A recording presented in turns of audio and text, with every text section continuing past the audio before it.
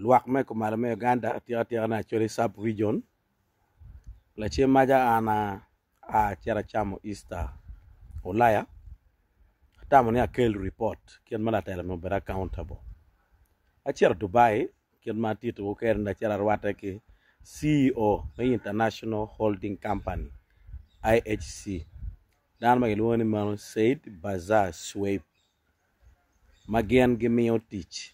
ki dana ma duwa dada kitigi subsidiaries maromo alibachiel me miyo tich so anatiero ira kitma luak me komalo ka eni ya chori sub region kitigi ngej experience guti kar manyo lwente komalo me Uganda NGOs madon ko ma NGOs do a teach pere and yet they have a lot that they can offer so eno wacha ni mano according to his own experience luak mago a pole ke yung kanya giti yu matera dada ma pe mier no ke lok pe ya loka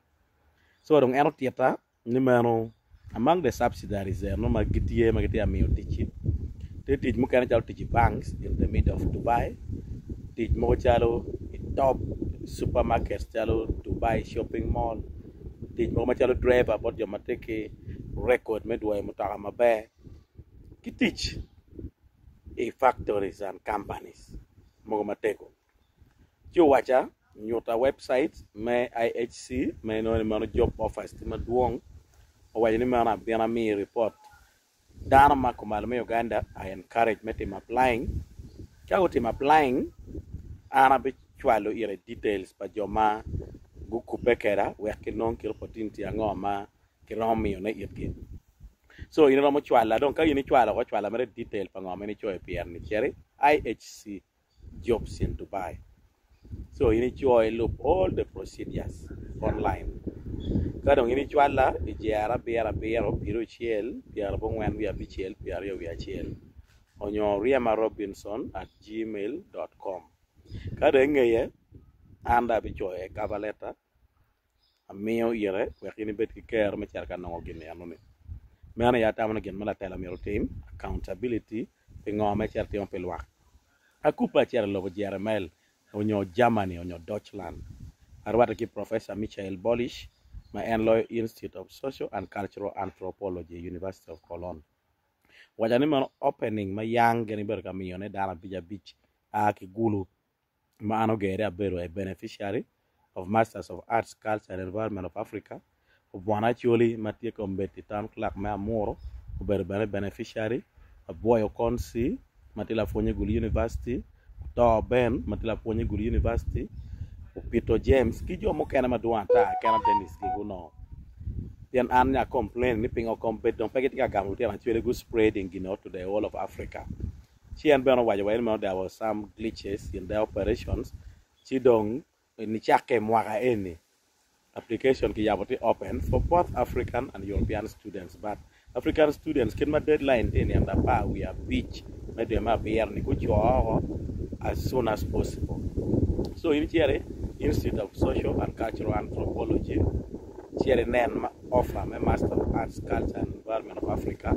my yemanye kwano development studies, social sciences, political sciences, education you stand a very good chance of applying. So ka team applying you jimpa munipole competition set credit points king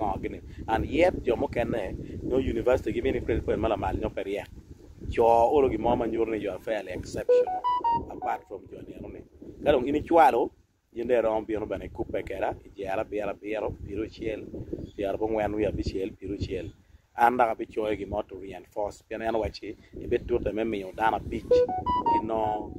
gini anone ki actually sub region abe mi ariyo e badege ariyo e la yibi kida achiel kema wan we actually ni wabe mi yone dong we dana we nong meno gen mata no mira bien are laying but won luak ma obero ka koro aduki me wodo ma waworni tambo mero kwanyo kara man no fo e wonu chat wanjiri chat nyanya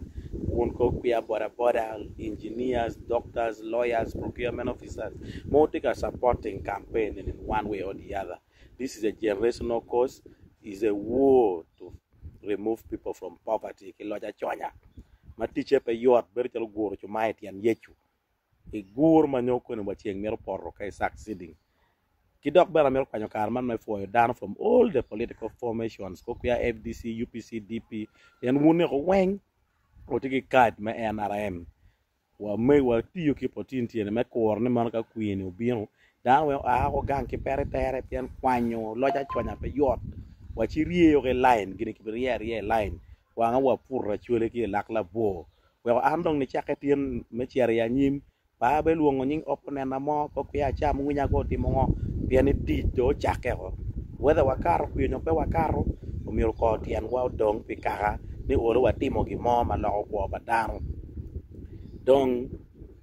kid me winyo la gojo mo ma yaw yuek ma luone Jim Reef o wajo ni this world is not my home ini weko kit legacy ango ngi ano gera be weko legacy ma olo to diri ma jamege wajo ni onyo gwak wera bero tika lanye gang ki yabo ire yo tika nongo olo gi mo onyo gwak nyara tika beru gang ono scholarship tia char ka kwan kama kitreni. Well, these are the kind of legacies mo wan tika weko na jomo kenda we pinge tika mero chako kwanyo tia na chwel meter gi o wako eni dong firefighting ti pege down ti maraj dano chana kong dong ka ini pori pi ki do ip ngej ne ip nyang ke pori ye kong pe wichier ka de tiyo lok ke malo until wanga dong wan chiere parliament kan wabe no sustainable solutions manyo wabe nongo yo ango moro mo keto ki policy me empowering dano lok me teaching lok ko kuya ko me chiere an teach man me office ki kweji mo kana makelo limi ching dano apuoyo ruola chwejo mete ugum wabe dugula chia